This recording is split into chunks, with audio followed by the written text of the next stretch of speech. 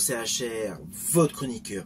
Je sors tout juste de la salle de cinéma qui projetait Dracula version Luc Besson.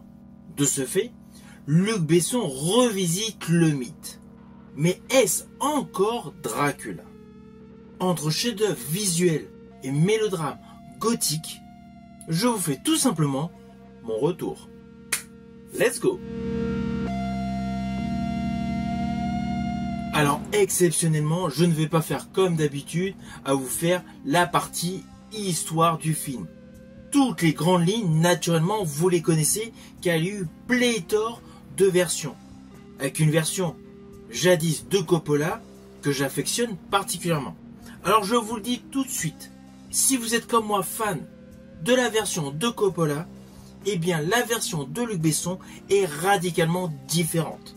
On avait entendu ici et là, à la radio, dans la presse ou à la télé, qu'aux premières images, il y avait pas mal de similitudes avec le Dracula de Coppola, eh bien, in fine, pas du tout. L'histoire a forcément des points communs, logique, l'histoire, pour ces deux films, est inspirée du bouquin de Bram Stoker. Et la conception du film est radicalement différente.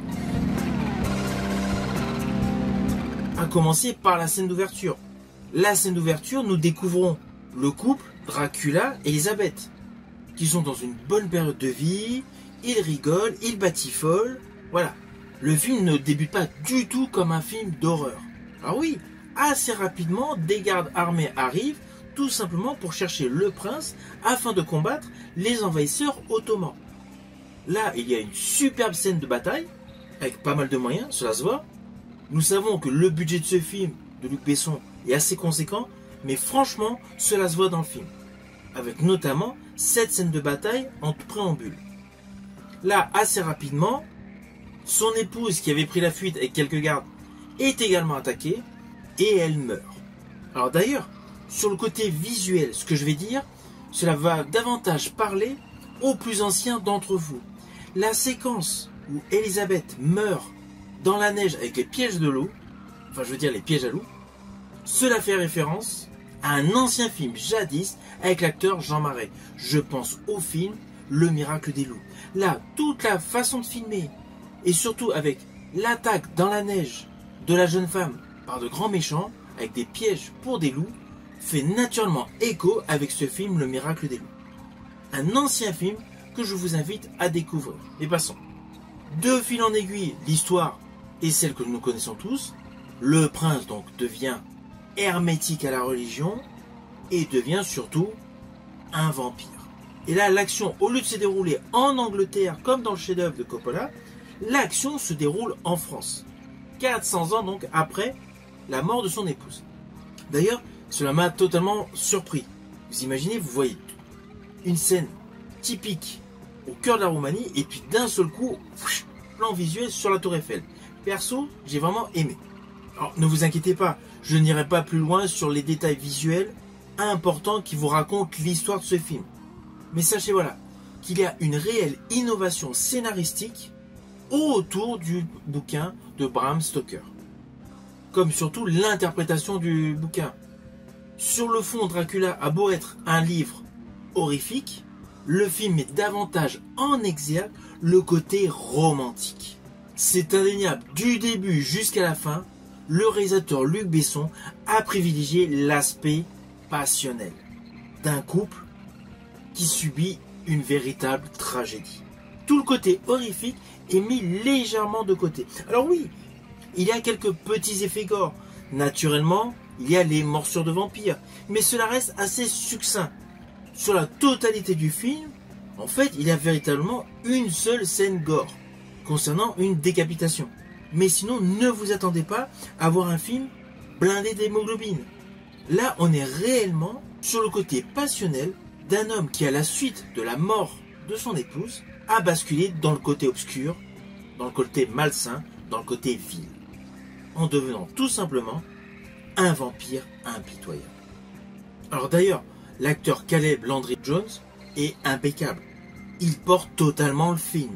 C'est sa deuxième grande collaboration en tant que premier rôle dans un film de Luc Besson, et à chaque fois, j'estime que son jeu est impeccable. J'avais fait une rubrique concernant le film Dogman où je l'avais trouvé exceptionnel. Et bien dans ce film Dracula, sa performance, elle est topissime. Elle est véritablement intense et émotionnelle. Il est totalement crédible en vampire meurtrier et vampire vengeur. À cela s'ajoutent des effets spéciaux de super qualité, avec des innovations scénaristiques qui apportent une Frenchy touch.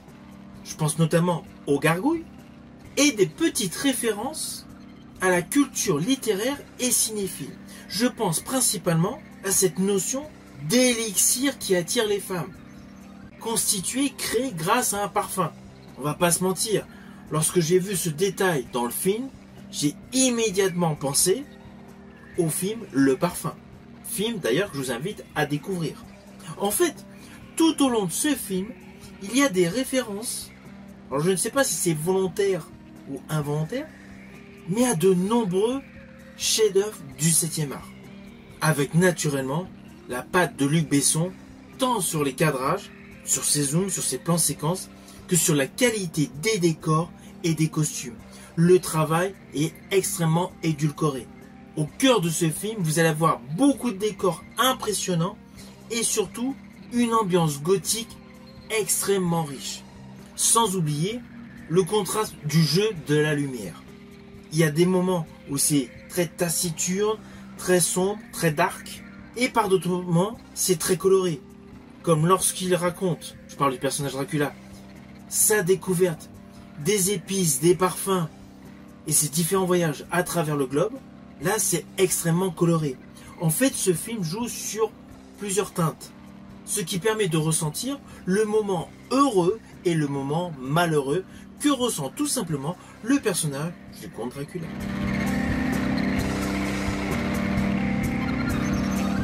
Alors au final, naturellement, c'est un film que je vous invite à découvrir. Il vaut vraiment le coup.